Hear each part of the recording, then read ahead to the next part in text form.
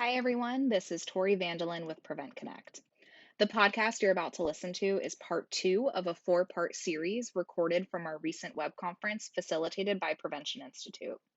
The web conference is called Truth, Healing, and Transformation, addressing structural racism and building multiracial solidarity to prevent sexual and domestic violence. Previous episodes of this podcast are available, linked on this podcast page on our website.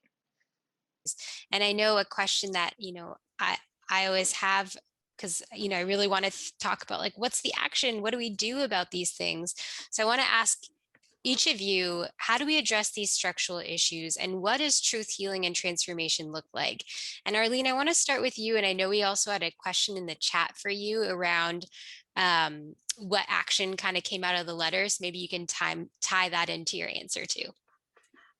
Yeah, so as it relates to what results came out of the letter represents my voices, represents the voices of my sisters, Black women that I interact with on a regular basis. And I carry the content of the letter with me in all spaces. So it is informing a lot of NRCDV's work. It's informing a lot of conversations. If I'm at a table, the contents of the letter is with me.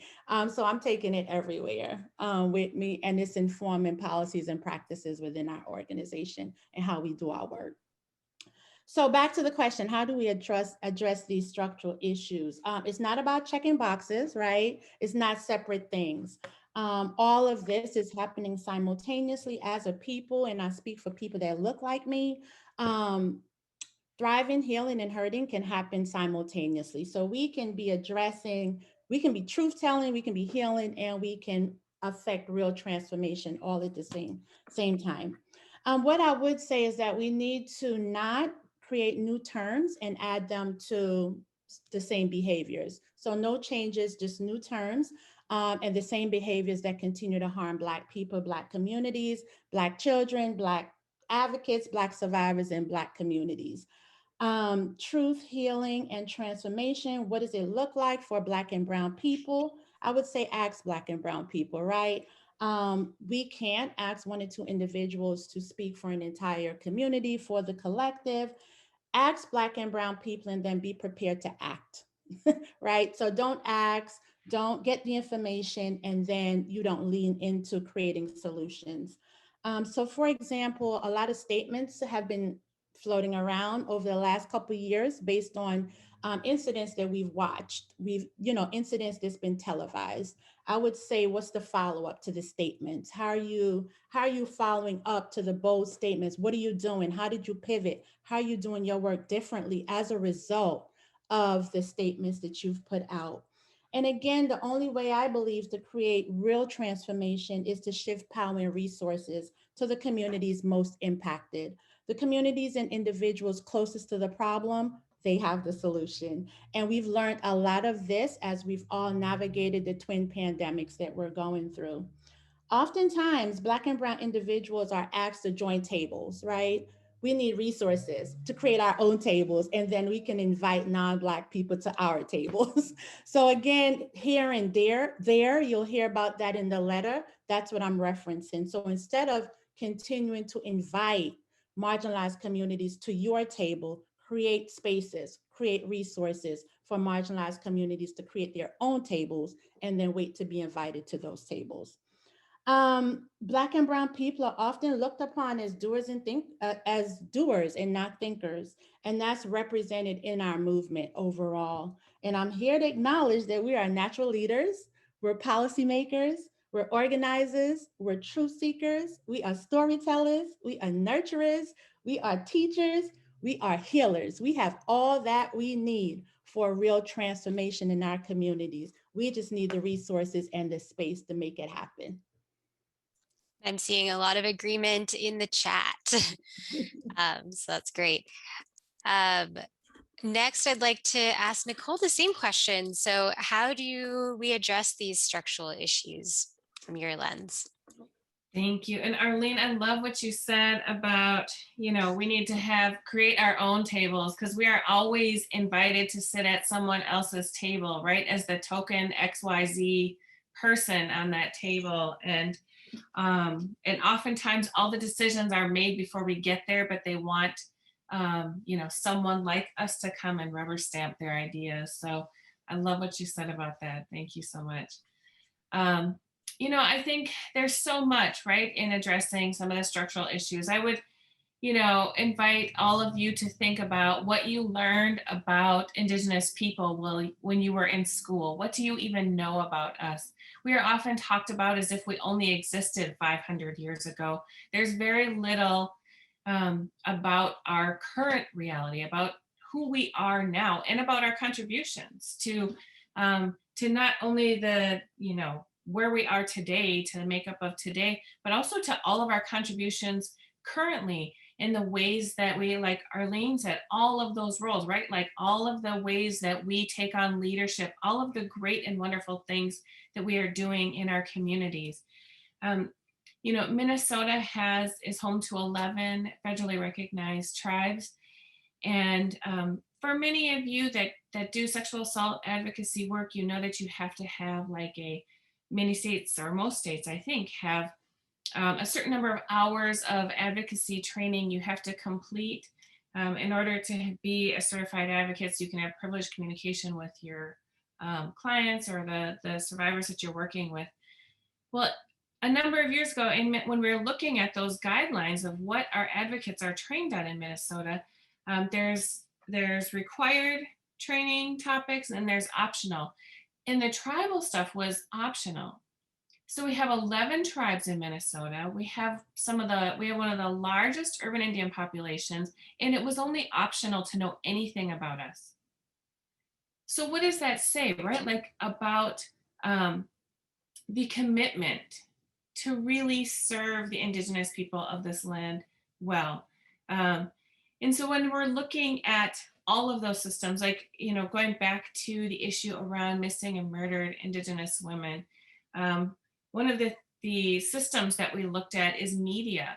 And oftentimes when a Native woman goes missing, we would see her mugshots. We don't see, for white women, we see very flattering pictures of who this woman is, right? And for Native women and for women of color, we often see, let's dig up some dirt to find about how we can blame her for her disappearance, right? And so we would see mugshots, we would see pictures that were not so flattering, that is a way to dismiss us and is a way to not have to respond to us or even to care if we're found, right? Or to care about our lives. And it creates this culture of blaming. I will tell you that this week has been raw for me, a little bit raw emotionally for me, because over the weekend, last week I got a call from a father who we helped him many years ago when his daughter was missing and she was a teenager, and she was used in sex trafficking. And I'm not breaking confidentiality because he gave me permission to share his story and plans to share the story. But she was murdered last week. And that is exactly, like our staff talked, and I said, this is why we do what we do. And this is why we will, that I do this work, whether I'm paid or not paid. It's about showing up in community for each other. It's about holding systems accountable, right, to respond and to respond appropriately. It's about, what do our systems of healing look like? What is the accountability for our nonprofits and our community-based organizations when they're responding to victims who are whether they're trafficked or whether they're victims of sexual violence or domestic violence? Like, how are we showing up? How are these systems accountable across the board? That's what I think about when I think about structural issues, is making sure we have that accountability, and the accountability for all people that are most impacted, because oftentimes we build systems that work for the general population, and what that means, or mainstream, that means for white people, and it doesn't mean for us. Those systems are not accountable in the same way for us. So how do we build those systems that are accountable, and how do we make sure that we continue to hold them accountable. So I appreciate you grounding us in reality and sharing what's been going on. And I see a lot of, comments around heart going out to the family and that sort of thing. and I think just one more thing, the other thing that I want to add, because I think what is also really important for us as relatives to each other, and I wore my be a good relative, and because I do believe it is about how we are good relatives to each other, was that we went and supported that family and went, it's a holiday weekend, everybody's got the weekend off, they have barbecues planned and this and that, and we showed up in community to be with that family for 2 days through their ceremonial funeral, because that's how we are. That's what it means to be a good relative to each other, and how are we showing up for each other. That's so important. And I hope we can return to that in our conversation about multiracial solidarity. How do we show up for each other, in multiracial ways as well? Nina, how about for you? How do you think we address these structural issues? About the truth, connecting the truth, I want to bring or refer to our listening session report. This is probably similar to what Arlene said. We have the answer, and here is the title of the listening session: is "No One Can Tell Our Story But Us." A dialogue on sexual violence in API communities. So, we are the one and who can like peel all this issue and expose it and saying the truth, and we actually know what the answer is. So I always say, can I step aside, just give us the just step aside and let us lead, let us move, because I think what you all, I think Arlene and Nicole said is we are usually not invited, right? So whether it's funding, whether it's voices, sometimes we don't have access to it. So in the report, the main issue is actually naming sexual violence. So the truth is naming sexual violence, what it actually is, and what is the root cause of it, and once we can take a look, it's actually, we will understand it's systemic, right? And it's not like individual. Yes, there is individual, but a part of it is systemic. And the truth also means exposing how the system works in maintaining that oppression. So there is the whole system that is maintaining the oppression, and then in API, sometimes it's through militarism. So how does this actually, how does it connect to sexual violence? Militarism, you can see where is the US military base, right? It still exists until now. And then what does it mean with sexual violence that connect to that? What does it mean that is connect to sexual violence in military? So it's still going on. It's not something in the past. About healing, unpack what healing means, as the term is overused. So we have to come back to our culture and ask the question, what does healing means for you? Because what happened is we often kind of like follow the mainstream ways of doing our program, our own ways, but then at the end it won't match, because that's not what we mean with healing. So in NAPISEF, we always ask, what do you mean by healing? So because once we know what healing means for me, then I can put what kind of strategy for me to arrive to that part, right? Healing approaches in culturally specific contexts, rather than kind of like Western-centered approach, to have more like community and cultural perspective.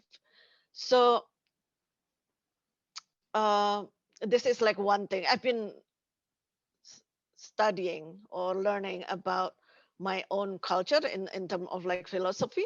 And what I found out is in Indonesian or Japanese, it's there is no me. So there is no ego, just like one person, but it's always me in as it relates to the collective. So even if I want to do something, I have to think about the collective. And I think this is very similar to in the native community, relative. So so you are not like alone.